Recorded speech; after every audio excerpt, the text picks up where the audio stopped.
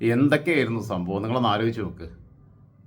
നായാടി മുതൽ നമ്പൂതിരി വരെ എന്ന് പറഞ്ഞ പണ്ട് വെള്ളാപ്പള്ളിയും സുകുമാരൻ നായരും കൂടി പരിപാടിയൊക്കെ തുടങ്ങി. അത് കഴിഞ്ഞ് രണ്ടും കൂടെ സംബന്ധമായി, രണ്ടും കൂടെ ഒരുമിച്ച് താമസിക്കാൻ തുടങ്ങി, ഒരു വീട്ടിൽ താമസിക്കാൻ തുടങ്ങി.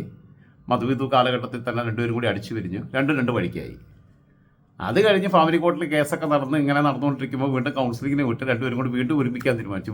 സംബന്ധം വീണ്ടും നടത്തേണ്ടി വന്നില്ല, റീയൂണിയന് തീരുമാനിച്ചു.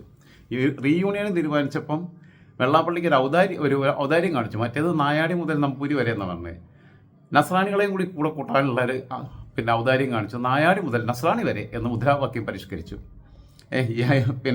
ഇവൻ്റെ ഔദാര്യം കാത്തിരിക്കുകയല്ലേ ഇവിടുത്തെ കേരളത്തിലെ ക്രിസ്ത്യാനികൾ മുഴുവൻ. ഇവനങ്ങ് ഉൾപ്പെടുത്തി കഴിഞ്ഞാൽ അതിനകത്തങ്ങ് ചാടി വീഴാൻ വേണ്ടിയിട്ട് നിൽക്കുക, പോളാന്നല്ലാതെ എന്താ പറയുക. ഇയാളോട് പ്രായത്തിൻ്റെ ബഹുമാനമൊന്നും അയാൾ അർഹിക്കുന്നില്ല. അപ്പോൾ അത് കഴിഞ്ഞപ്പോൾ ആ മുദ്രാവാക്യം ഇട്ടുകൊണ്ട് തുടങ്ങിയതേ ഉള്ളൂ പരിപാടി. അതിനാണ് നരേന്ദ്രമോദിയുടെ അടുത്ത് ആരോ പറഞ്ഞു, നമ്മളെ തുഷാറിൻ്റെ വാപ്പ ഇങ്ങനെ പുതിയ മുന്നണിയൊക്കെ ഉണ്ടാക്കി BJP വിട്ടുപോകുക എന്ന് പറഞ്ഞാൽ ഉസ്കാ ക്യാ പ്രോബ്ലം എന്ന് ചോദിച്ചു നരേന്ദ്രമോദി.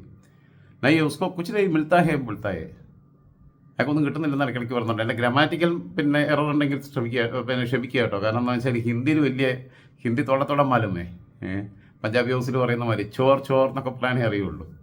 മുझे ഹിന്ദി മാലും ഹേ.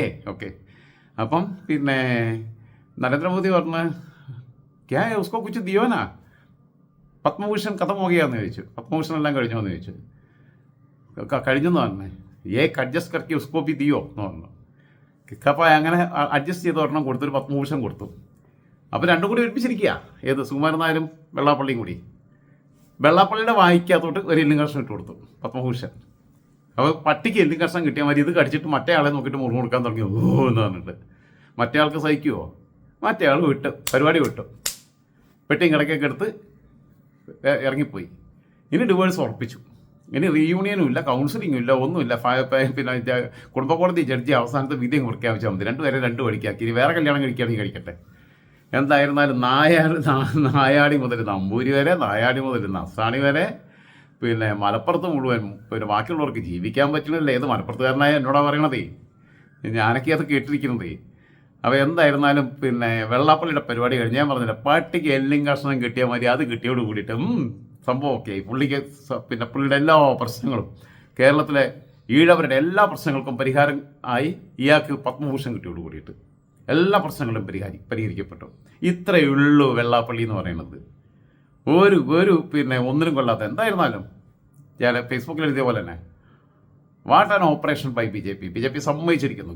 അതിഗംഭീരമായിട്ടുള്ളൊരു ഓപ്പറേഷൻ. ഒരൊറ്റ പത്മഭൂഷണിലൂടെ രണ്ട് വഴിക്കാക്കി. എന്തായിരുന്നു മധുവിധു നാളിൽ തന്നെ അടിച്ച് പിരിഞ്ചാച്ച് രണ്ട് വഴിക്ക് പോയാച്ച് എമ്മാതിരി സാധനം. അതുകൊണ്ട് ഇനിയിപ്പം നായാടി മുതൽ നായരില്ലാതെ നസ്രാണി വരെ എന്ന് ആ മുദ്രാവാക്യം മാറ്റിയതായിട്ട് ഇതിനാൾ നിങ്ങളെ അറിയിച്ചുകൊണ്ട്. കാരണം മറ്റേത് നായാടി മുതൽ നമ്പൂതിരി വരെയായിരുന്നു, പിന്നീട് നായാടി മുതൽ നസ്രാണി വരെയായിരുന്നു. ഇപ്പോൾ അത് എഡിറ്റ് ചെയ്തു, മുദ്രാവാക്യം മാറ്റിയിട്ടുണ്ട്, സ്ലോഗൻ മാറ്റിയിട്ടുണ്ട്.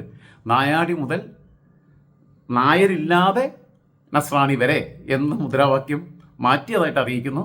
പക്ഷേ നസ്രാണികൾ ഇയാളെ വിളിച്ചു കഴിഞ്ഞാൽ പോകാൻ നിൽക്കുകയല്ല. നായാടികൾ അഭിമാനബോധമുള്ളവരാണ്.